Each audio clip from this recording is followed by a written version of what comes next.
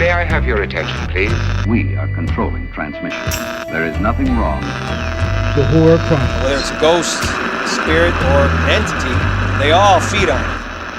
That's the whispering, the footsteps, the feeling of another presence. You won't have a chance to change your minds later, because there'll be no way to get out. We have such sights to show you.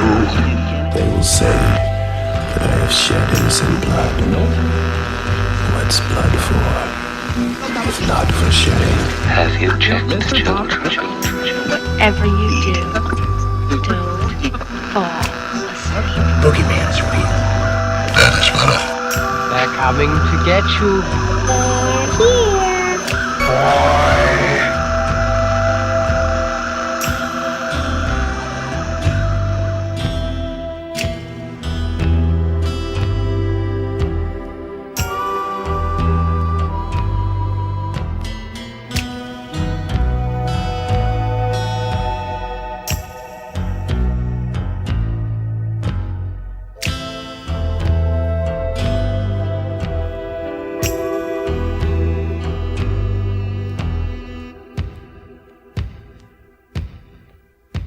What's up, everybody, and welcome to another amazing episode of the Horror Chronicles podcast.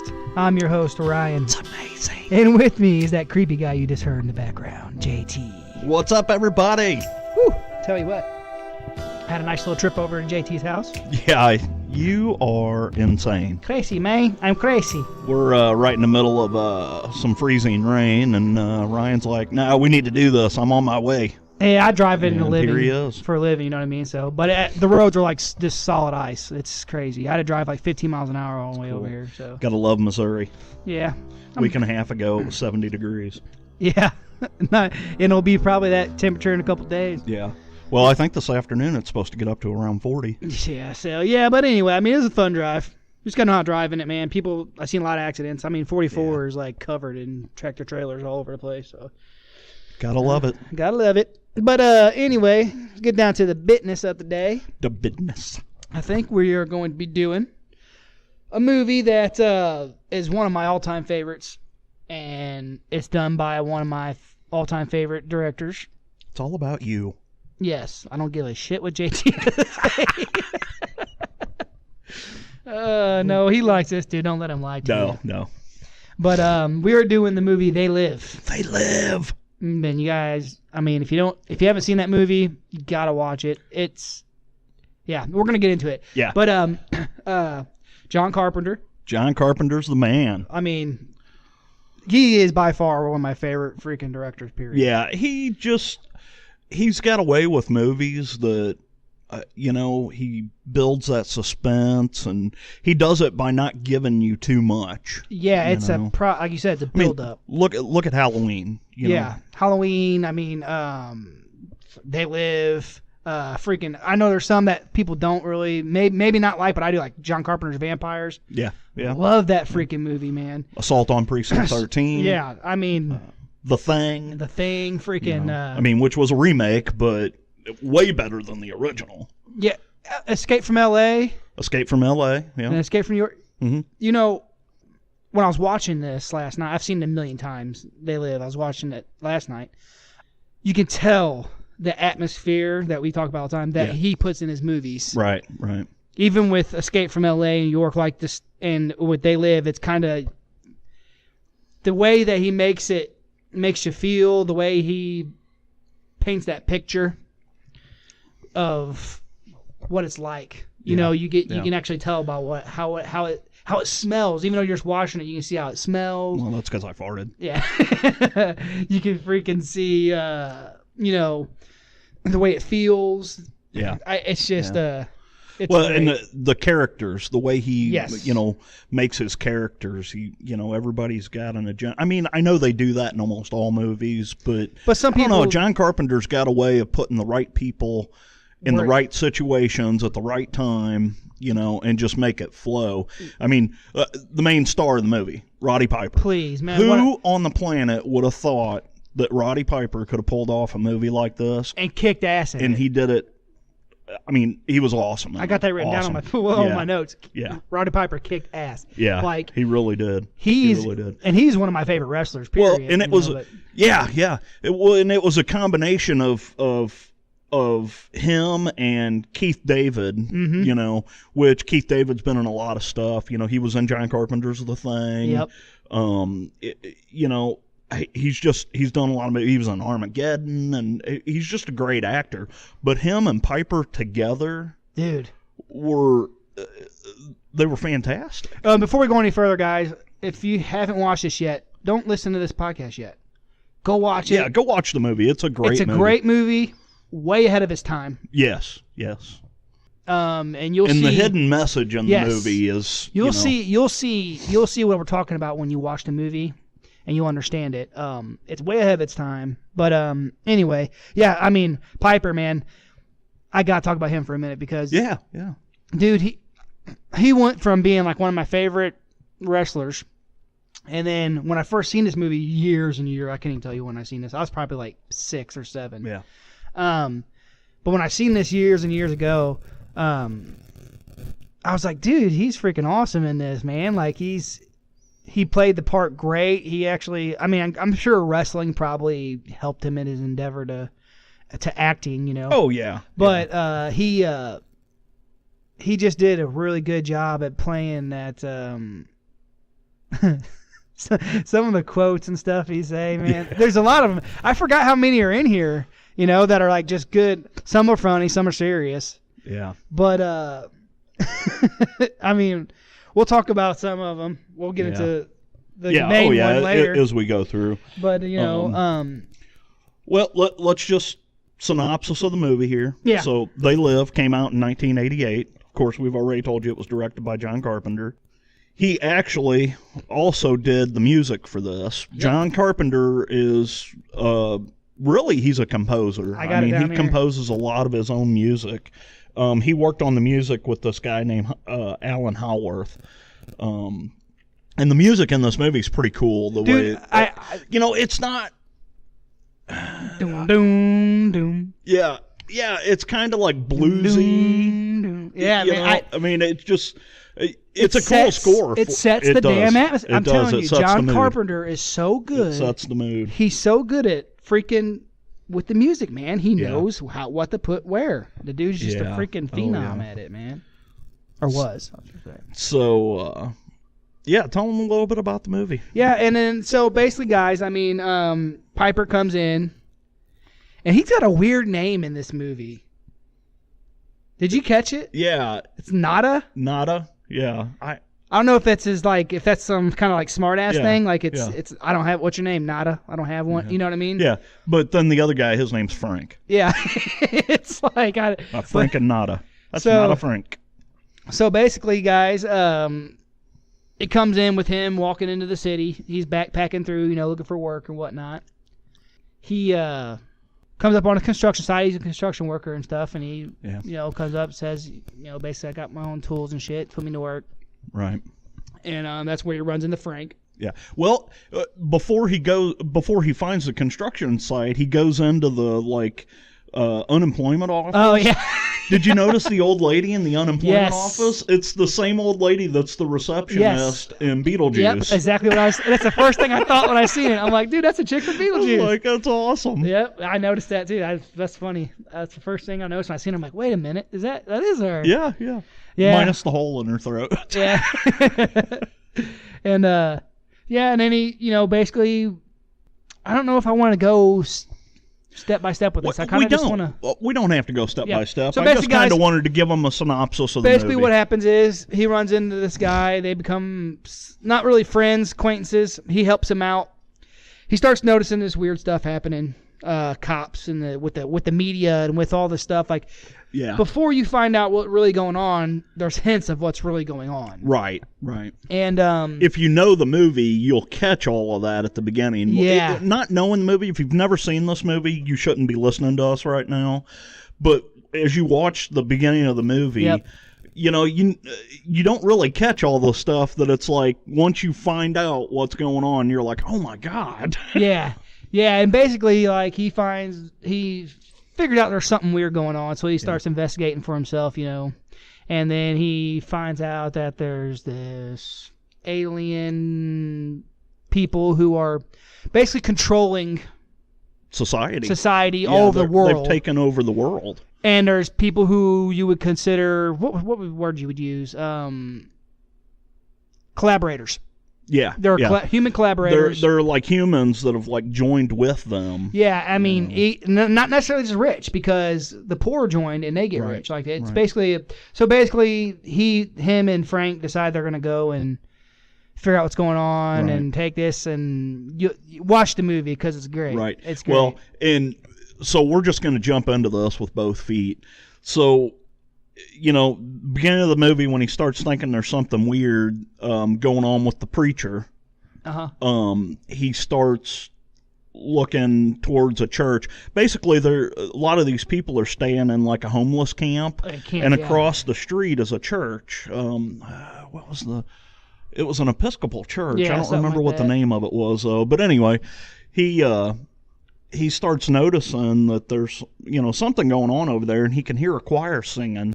So he goes over there and gets in the place and ends up in a back room and realizes there's no choir singing in there. It's a tape recorder and a stereo system going. And that's when he bumps into, they've kind of got like a lab set up. Yeah. And they're making like eyepieces for sunglasses and stuff. And he's like, what is all this, and which, by the way, we haven't mentioned yet, the sunglasses help you see. Well, yeah. So as the movie goes, like these cops come, they tear down this camp, and all the people go running out of the church. And you still don't know who these people are at this point, but they all go running out of the church, being chased by the police. And anyway, he gets back into the church because he had found this back room, and there was a hidden wall that he had accidentally knocked over. And he gets in there, and there's a bunch of cardboard boxes that are taped up. So he grabs one of these boxes and takes off with it. Well, when he opens it, he realizes the box is full of sunglasses. Yeah. So he's thinking, what the hell what's up with these sunglasses, So he takes a pair out and he throws the rest of them in a trash can. And as he's walking down the road, he stashes them. Well, yeah, he stashes the box on a trash can because he still doesn't know what they are. Yeah. Well, when he puts on the sunglasses as he's walking down the road, then he starts freaking out because basically these glasses, they change everything into black and white. To black and white. You can actually see the aliens. You can see the subliminal messages. Yeah. Like he looks up at this one sign, and it's a woman laying on a beach with a cocktail. And when he puts on the glasses, it then changes to a white sign that says marry and reproduce. Yeah. And obey. And there's other ones that obey, consume. Consume was no a big independent thought. Yeah. I was trying to catch those last night, dude. And before we go too far from that, whenever he first starts noticing what's going on at the church or whatever, he's sitting it's funny because like he's just right across the street from the church. But he's sitting across the street from a church with a pair of binoculars, like looking at church, and Frank walks up to him, like, "What are you doing?" Talk to him. And he's like, "Man," he's like, "I don't want no part of it." He's like, "Man, there's something weird going on." He's like, "Dude, I just got this job. I don't want to, I don't want to mess it up, blah blah." And he's like, I'm walking the white line. I'm driving the white line, and I'm just sticking to my plan. And he's like, and that's one of the quotes he says. He's like, "White lines in the middle of the road. That's the worst place to drive." Yeah. Just little things like that. Like. Yeah, and it's funny. As soon as he said that, I was like, the white line's on the edge. Yeah. But who knows back then? Actually, yeah, who knows? I mean, there is a white dotted line in between lanes. Some lanes are white though, all the way through. Some aren't. It's weird. But anyway. But it was a cool quote. One of the quotes I picked up, I'm like, man, that's and the way he said stuff and the way he talks. Like Piper just kicked so much ass in this movie. He did because he was so quiet, and he wasn't like your typical action star or whatever. You know, I mean, he was. He definitely built for the part. Oh yeah, he was a freaking brick shithouse back then. Yeah. Well, and Frank wasn't no slob either. Yeah, he's a big dude. Well, you wanted something funny. You may know this, you may not. I don't know. Do you ever watch South Park? Or have you ever seen South Park? I mean, I have seen it, but I didn't. You know watch what South it Park on... is, right? Yeah. South Park, they do a lot of things, Well, that whole fight scene with Frank and Nada. They did a whole complete reenactment of that with the two handicap, with freaking God dang it, what's the kid? The two I haven't watched that show, and I mean, I've only seen a couple episodes. Oh, Timmy and Jimmy. And they have a whole. One's on crutches. I have no idea who Timmy and Jimmy are. Well, the funny part is that one's on crutches and one's in a wheelchair, and then they reenact that entire fight scene because basically Nada and Frank have a 5.5 minute, 6 minute fight scene. And it was fantastic. Yeah, dude.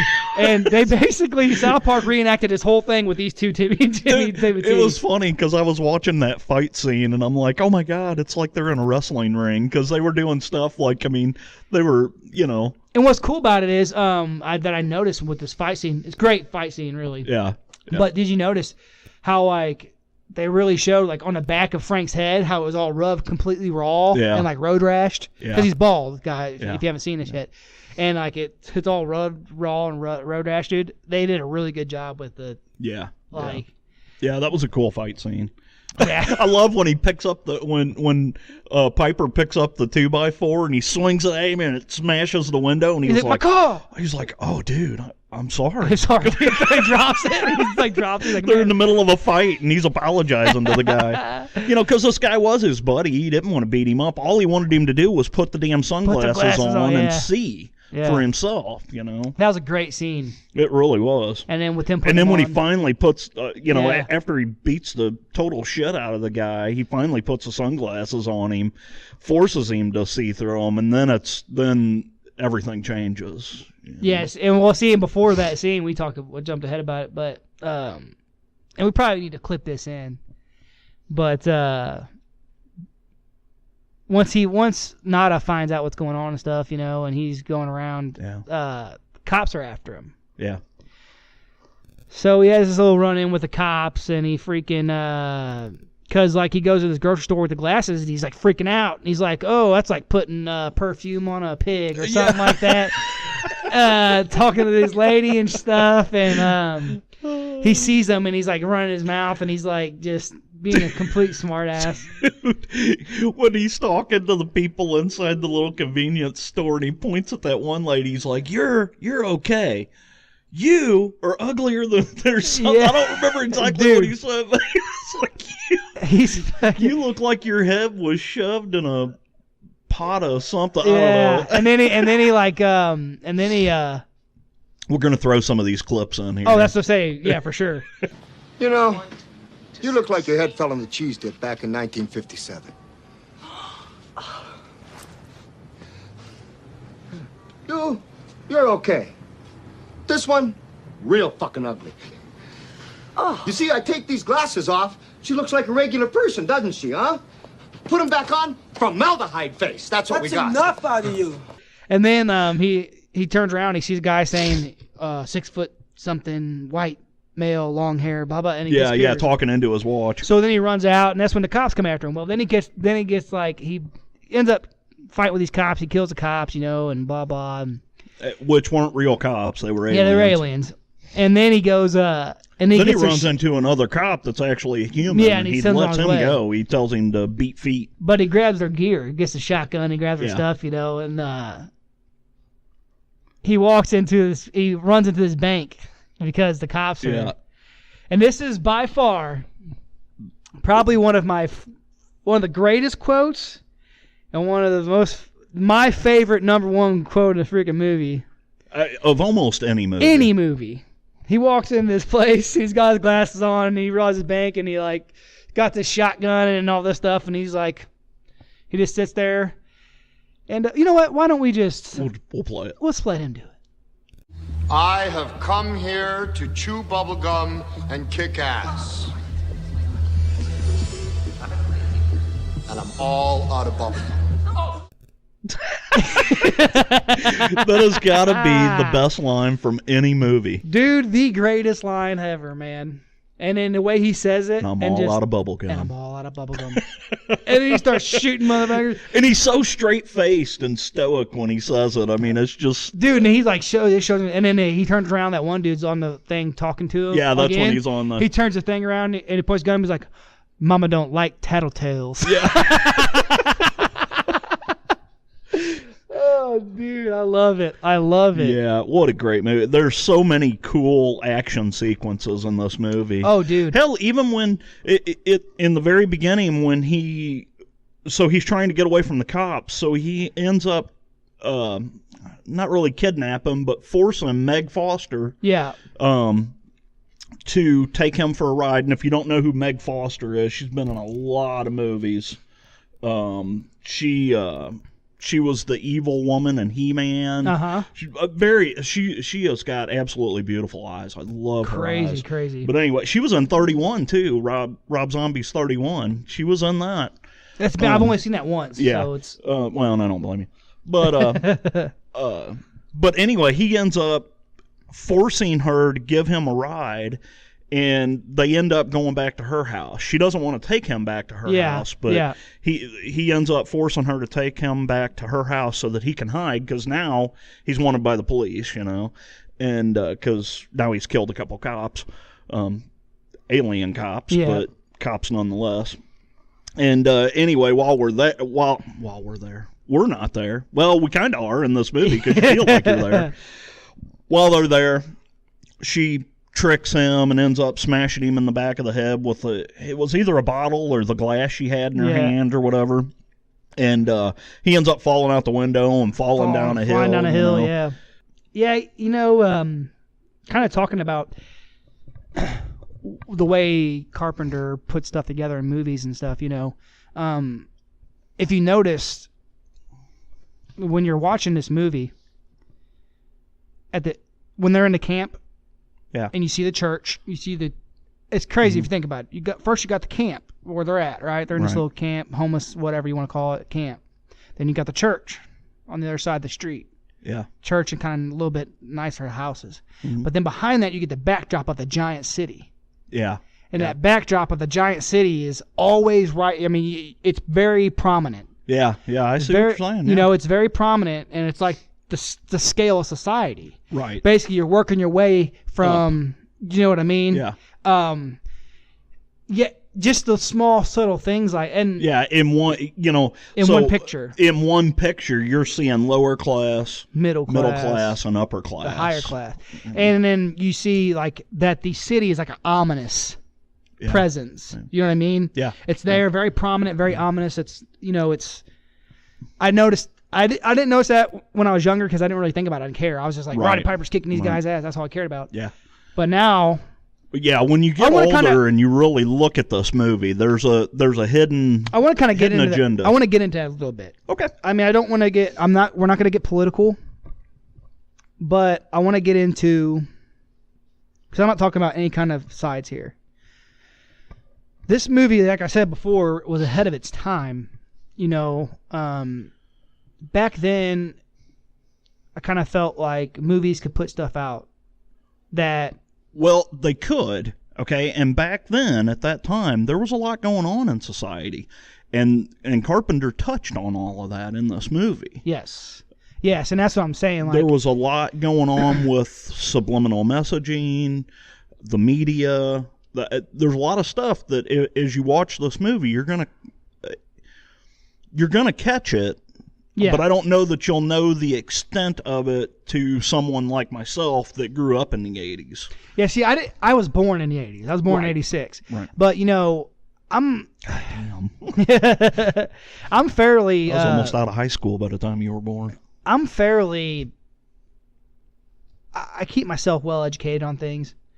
And, Nothing like having yourself a well-educated man. Yeah. Well, the thing about it is everyone knows the media is so biased on both sides, all levels, on anything. However, this could be a whole nother freaking podcast, which I might start soon. I don't know. But oh, God, he's going to go political. Not political. More almost conspiracy theory type stuff.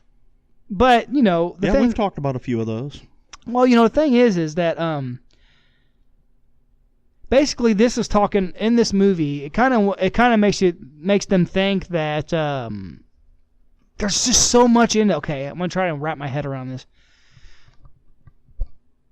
It gives you the thought that these aliens or whatever, and that's just a metaphor. It could be real people. It could be people, the upper class, the 1%, whatever you want to call them.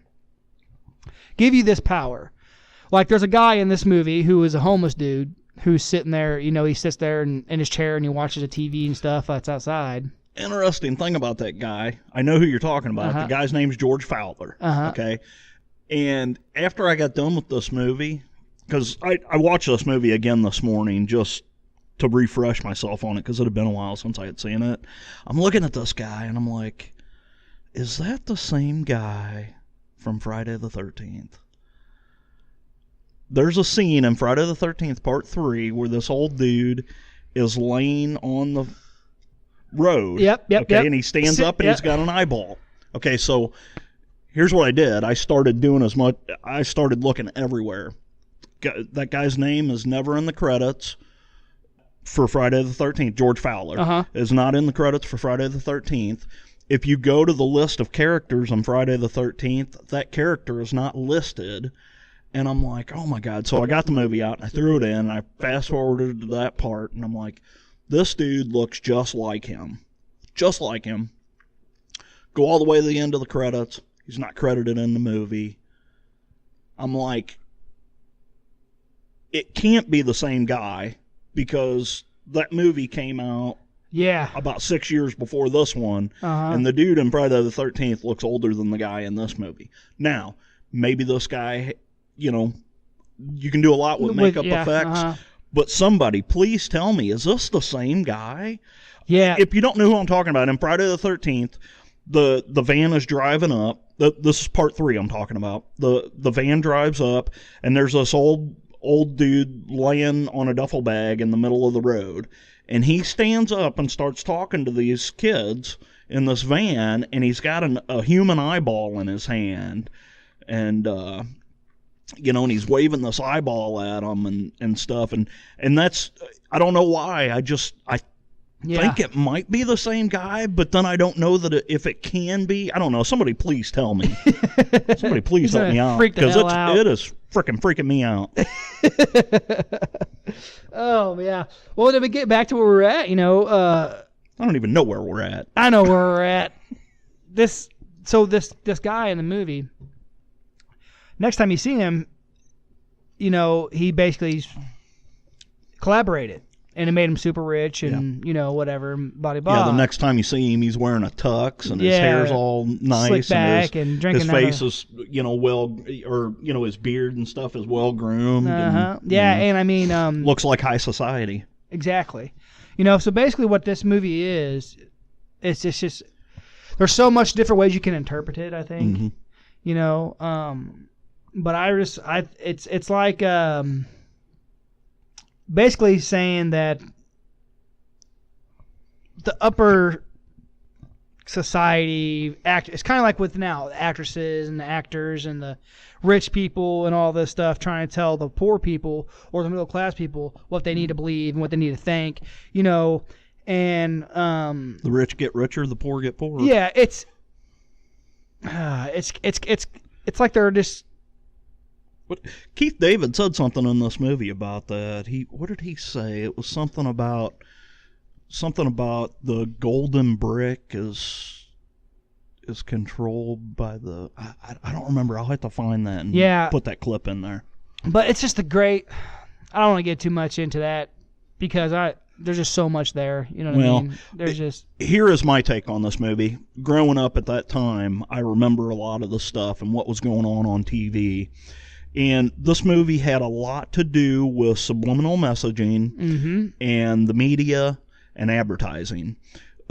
Advertising had this huge boom back in the 70s and 80s, and they were changing the way they sent messages to you. They would send these messages to you of you have to have this Twinkie. It's the greatest thing on the planet. You have to drink this soda over that soda. The big Coke and Pepsi war. And there was also, at that same time, this is a little conspiracy theory going on, but it was proven. At that same time, some of these advertisers were putting in, like... a certain frequency. They were putting in, like, one frame of something that would say, like, drink Pepsi. Yeah. In the middle of something, or, eat seafood, or whatever they were pushing. They were pushing it, and people, your eye couldn't catch it, but your subconscious mind would catch it. Yeah. Well, that's what this movie had a lot to do with, because if you notice, when he opens the magazine, the magazines would say, like, buy me, obey. You'd open it up and it would say, eat this food, consume, drink this drink, smoke this cigarette, and then when he would take the glasses off, it would look like a normal page with articles on it. But when he put it back on, it would say obey in really big letters across it. It's basically at that time frame, and Carpenter did a great job of that, of how the media and these advertisers push society towards a certain thing. They basically pushed us to conform. Yeah, there's a huge, and what I'm getting at, guys, that there's a huge deal going on right now in the United States, especially with all that. Yeah. Shoot, I don't know if a lot of you people probably have heard of the Joe Rogan Experience, but he got a lot of backlash, dude. Like, his show is super popular. It's like the number 1 or 2 most downloaded. I think it's the number 1 podcast out there. He's got millions of followers. Dude, billions of downloads a freaking a month. I know it's one of the number 1 podcasts that pops up. It's number 1 podcast, sure, but I think it's like it's either one or second most downloaded thing ever. Okay. But what I'm saying is, I thought Lady Gaga was the most downloaded thing ever. I don't even. But anyway. With him, he had Jack Dorsey on. Do you know who Jack Dorsey is? He's the owner of Twitter. He's the originator of Twitter. He's the one who invented Twitter. I'm not a tweeter, so... Neither am I. And Cash App and stuff like that. And this stuff... And basically what they're getting at is... Well, okay, Joe Rogan always has 99% positive stuff. Thumbs up and stuff like that. Comments are all great. Right. Dude, Well, that's because he's learned to conform. Well, here's the thing. Here's the thing that's going on with it. The Cash App is a huge proprietor of his, as far as why am I drawing a blank? An endorsement. Okay. Advertisers. So, what is the Cash App? Cash App is basically it's a thing you can pay like buy Bitcoin. Oh, okay. And stuff like that. But Dorsey also owns it. Right. From what I understand, basically what I'm getting at here is, you take someone who everyone likes pretty well, and he's a good dude. Everyone liked him. He's down to earth, kind of rich guy. He's like a down to earth rich guy. You know what I'm saying? However, people said as recently he's been kind of pushing some stuff. Okay. You know what I mean? So my point is like his last, when he had an episode with Jack Dorsey, it had like 69,000 like downvotes, and only like I think 600 positive votes, which is fucking crazy for him. Because his stuff is like 99% positive. Right. Well, he didn't push him on anything. Yeah. Like there's a big deal. Like Alex Jones. I'm sure you probably heard of him. InfoWars. Yeah. I've listened to that dude for years. I listen to everything though. Don't get me wrong. I listen to everything. But I've listened to him for years. I followed him for a long time, since like 2008. He came out with a lot of shit that was real. See, what I'm saying is, like, in this movie, there's these people are trying to push out. They're trying to break through that code. Right. And they're pushing it out there. Yeah. Their stuff. And there's a whole resistance of these people that have, figured this out. And it reminded me of this whole situation that's going on with modern day today. Right. With like this, because Joe Rogan and Alex Jones were friends. They've been friends for like 25 years. Okay. And last year or so, Rogan's been like harping on him and like talking shit and like just doing all this stuff and like saying this stuff. Not like constantly, but every now and again. Right. So it's like... And now, ever since that last thing, like Rogan just had a guy on named Tim Pool And Tim Pool used to be he used to work for Vice. He's a journalist and stuff like that. And he's I actually just watched it. It's a really good episode. He's kind of a middle center leftist, I guess you would say. Okay. But anyway, it's like he's trying to come back to where he was at. You know what I mean? Yeah. Rogan is, because he used to be a hardcore Xperia guy. But what I'm saying is, this movie, it's like it's playing out now in real life with certain things, with the agenda they're pushing out, and then they're putting it back in. Like, that's what I was trying to say. It's ahead of its time. Well, even though it was going on then. But it's still happening. And it's even worse now. It's not like it's happening again. Except now it's still happening, but getting worse. Now you got the internet. Yeah. And with the internet, you think advertising was screwed up when you were a kid? It's horrible now. So, horrible. It's funny. I got to say this. We talk all the time that we don't want to get political, and we're not really getting political, but we kind of are. Yeah. But watching this movie, you have to. Yes. There was a lot going on back then. There's a lot going on now, and this movie sums it up in a sci-fi way. 100%. Yeah, and that's what I'm saying. This movie is great to watch today. Yes. If you watch this movie today, you're gonna just like I'm doing right now. You're gonna be like, oh, dude, this is like going on right now. Yeah. Like that's exactly what you're gonna say. Yeah. Holy shit, dude, this is going on right now. It's been going on for years. Yeah. You know what I mean? And that's basically what it is. Now they can just push it everywhere you go. They push it on your phone. I mean, shit, like we said, I can talk about something right now that's pointless. My phone's on. And hell, on. they even call it that too. Yeah. What do they call it? A push feed or something like that? Yeah. I don't remember. That's not really the term for it. It's push something. But yeah. Oh, push notifications. Yes. Is what they call them, that you get on your phone all the time. Have you guys ever noticed that, like, you got your cell phone laying off on the table or whatever, and you're sitting in the living room and you're talking to your wife and you're talking about, cat food or tulips or hey, I like this certain kind of toothpaste.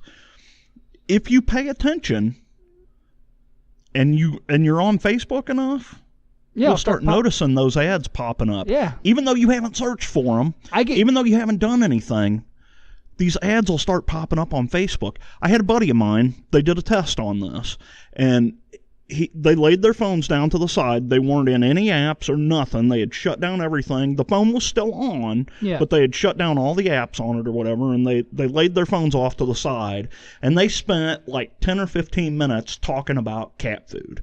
Cat food this, cat food that, this brand of cat food. I wonder if our cat would like that food, cat food, cat food, cat food. The next day, his Facebook feed was full of ads for cat food. Yeah, dude. So if you think that these people aren't listening to you, you're crazy. And even through your TV. Even through your TV. If you have smart TVs, here's the thing about it, though. Most people don't care. Yeah. I don't care. They can listen to me all they want. A lot of people say that. Like, I don't have nothing to hide. If you got nothing to hide, then why don't you? But I don't. The point is, though, here's why the reason why you should care. To me, it's an invasion of privacy. It's freedom. You're right. The reason why America is so great, you got to think about it. We're only in 300 years old. Yeah. And the reason why we're so great in 300 years, dude, there's nations out there been around for thousands and thousands and thousands of years, and we're doing better than them. Yeah. If we give up one freedom, it's just going to be a downward spiral. Yeah. You know what I mean? And that's the whole point. My whole point. And they've tried to take away some of our freedoms, but yes. And the thing is, though, and in some places they have a lot. But I mean, the thing is that you can look this up. When you buy a smart TV and it says, if you read the fine print and stuff, don't have private conversations in front of your TV because. See, I never read that. You got to read dude. I mean, it says it on these freaking TV. Well, I remember. I'm a big gamer. I know I'm an old guy, but I'm a big gamer. I love to play video games.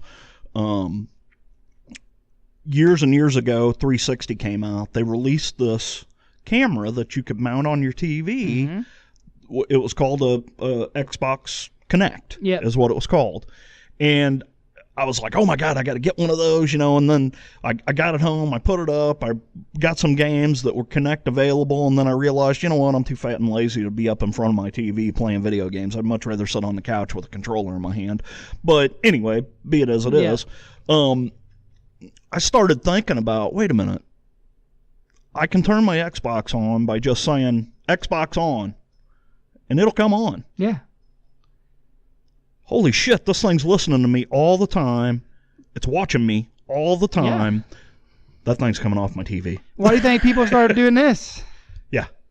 Well, what he's pointing at is I've got a laptop with a camera on it, and right now it's got a piece of tape across the front of the camera lens because I don't want anybody to see my ugly mug. All the big guys, big wigs, and all these Apple and all that, they've been doing it from day one. Yeah. What's that new game thing where like it scans your entire house? It's got a the Kinect does that. Is that what's the one though where like you literally don't have to have controls? It just scans the house. Well, you can be in front of it that's the Xbox Kinect. Is that what it is? And the new one for the new Xbox One is even more technically advanced than the old one, and the old one was like. The old one was to the point they were starting to use it in hospitals. It was so technically advanced, and now the new one is way far beyond. So when I bought my Xbox One, it came with one. So I put it up because I'm like, I want to play around with this thing. And as soon as I put it up, it scanned my entire living room. Yeah. And then I'm looking at the screen, and it knows where the humans are. And I have dogs and cats. It knew what was a dog, what was a cat. That's your couch. Here's your floor. There's your seat. I was like, holy shit, this thing is smart. And that's what they want. And it is. It's very smart. And that's basically the reason why we're talking about this, guys, is because it's a huge part. Because we've went off into left field. But it's a huge part of this movie, though. Really? Well, to a point. Kind of. If you think about it, yeah. The whole point of them is having complete control. Right. The only reason that this stuff wasn't in that movie is because it wasn't out yet. Right. You know what I mean? Nowadays, it would be out. It'd be in this movie. Yeah. If they redid this movie, which I think I read something, they're talking about redoing this movie. That's a good possibility. They've been redoing a lot of movies. And speaking of that, dude, I don't care. I cannot wait to see the new Pet Sematary. Yeah. It looks friggin' awesome, dude. Yeah. Awesome. Yeah.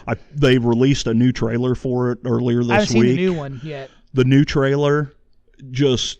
The first trailer that came out, I was like, whatever. The new trailer, oh my God, dude, it looks like it's gonna be awesome. Sweet. Awesome. Yeah. So I mean, kind of to delve back into the movie, I'm sorry. This is basically what it's about. It's about. Oh, see, then again, the people release a new trailer for Pet Sematary, and they've sucked me in. Yeah, there you go. Obey. Conform. No money on the shit we want you to. Independent thought. Yeah. I remember when I seen that on there. There was a lot of that stuff. And it's just this movie is such a great film, and it freaking really sticks out even today. Yeah, it was kind of cool, like the scenes where he would be walking down the street, and like there would be people standing in a circle watching the TVs through the picture windows at the stores and stuff. Mm-hmm. Yeah. Yeah, man. Yeah, this movie is so deep. It is. And it's there's just so much to and it. It's not about conspiracy, really.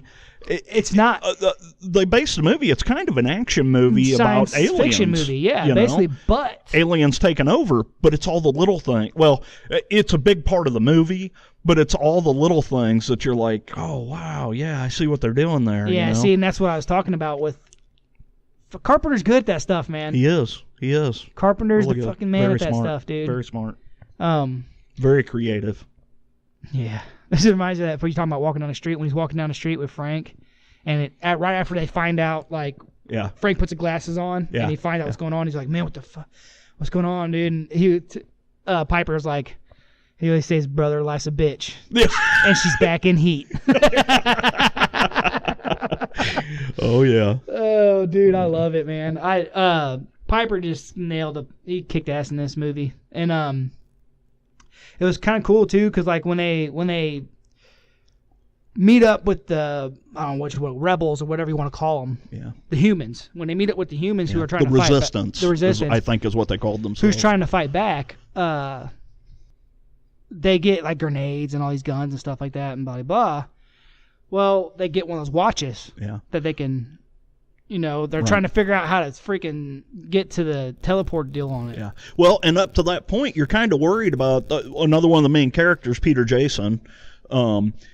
You're kind of worried about him because you don't really know if he has conformed with these people yet or not. And he sees them walking in. They're staying in some like shady motel or hotel or something, Frank and Nada. And this guy sees them walk in, and he, follows them upstairs and confronts them and talks to them. And, they didn't know if they could trust him yet or not either. And he ends up talking them, and he's like, here, come to this address tonight and don't let anybody follow you. So, of course, they get to that place, and that's when they meet all these people in the resistance. That biker dude, that's hey, brothers. Something new going down. Yeah, and he's points at his eye because of contacts. Yeah. I was like, they walk in, and of course this Peter Jason, I don't remember his name in the movie. I can't remember his damn name in the movie. Anyway. But he was the one. He's the guy that Piper met when he first came into the city with Frank into the to the homeless camp. Yeah. And he's like the runner of the camp. And he also was a guy he seen running in and out of the church over there. Right. And that's why he was worried about him. Yeah. But then they realize whenever they get to this place that night that he's actually the one that's the head of the resistance. Yeah. And he knows everything that's going on, and he's trying to... I mean, these people they know it's an alien invasion. They just don't know how long it's been going on. Yeah.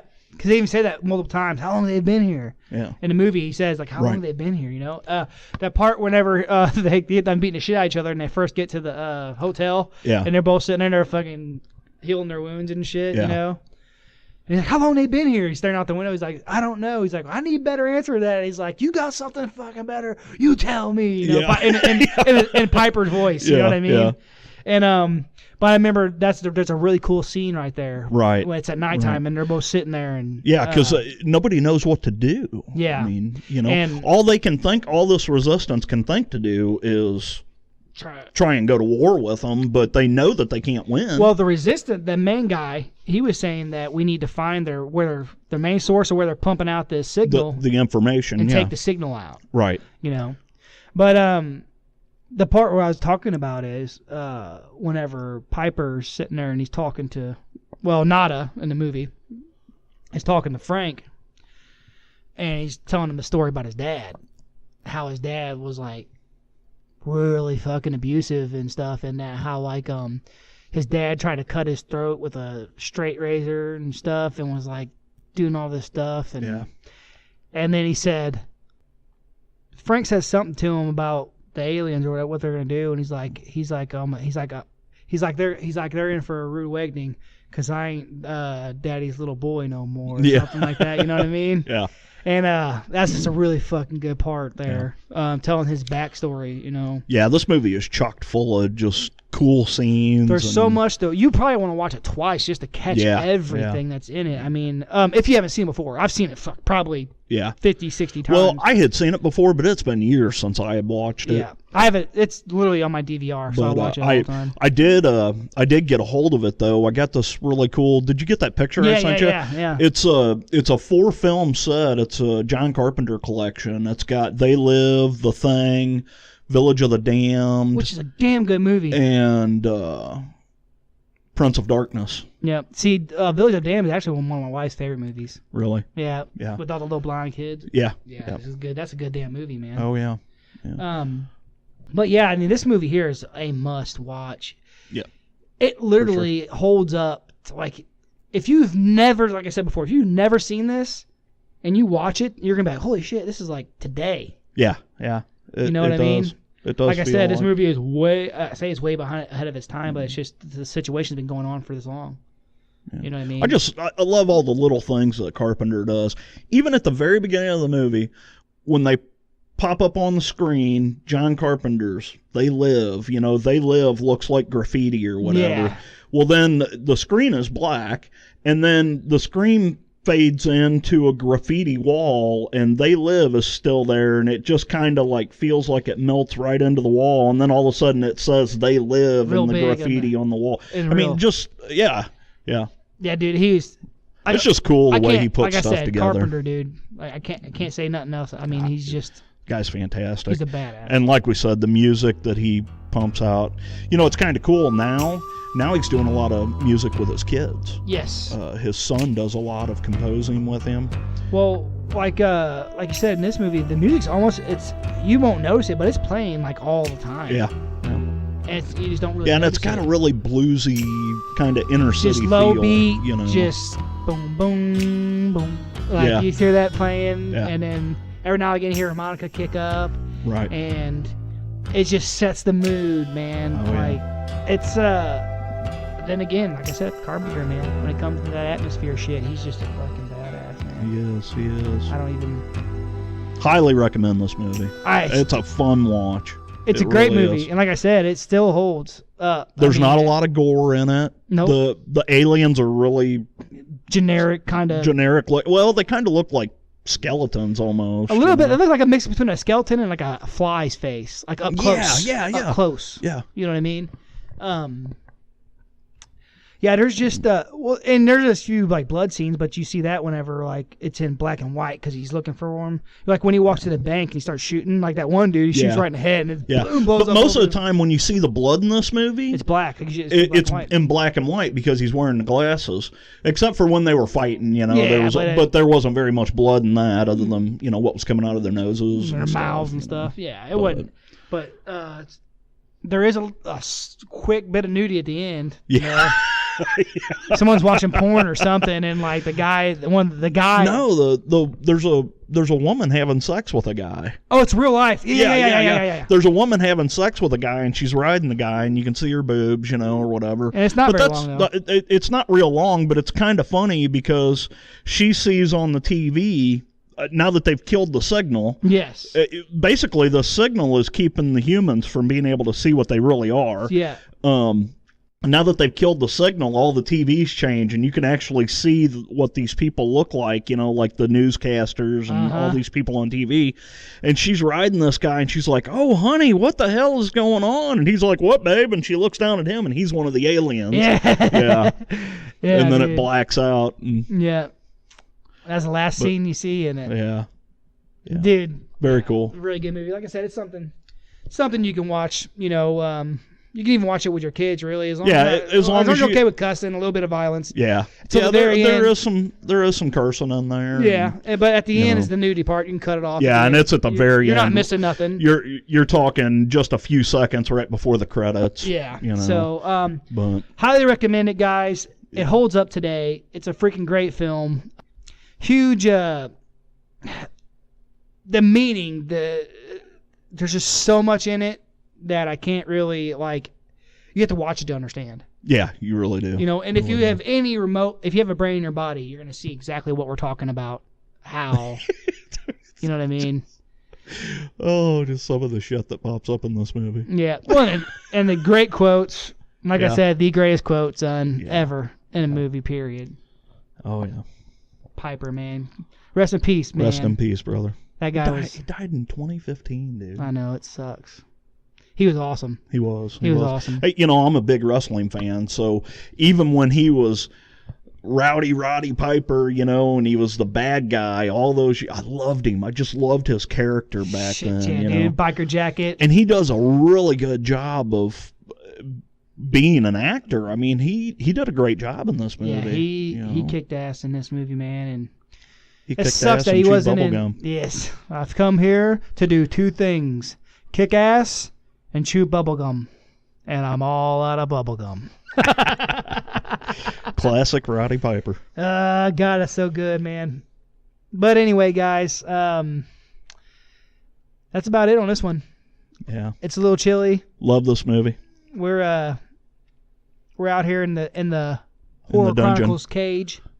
And yeah, this movie's great, and I'm sorry if I sound like a little down right now. I'm not down. It's just this movie is so. It's there. It gets under your skin, gets in your head.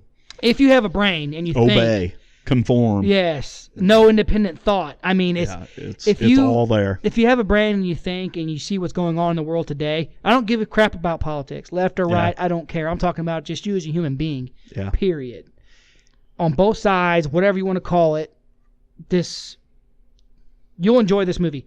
If you're 20s, if you're in your 20s right now, you've probably never seen this movie. Watch this movie. Yeah. Watch this movie, and you're gonna understand.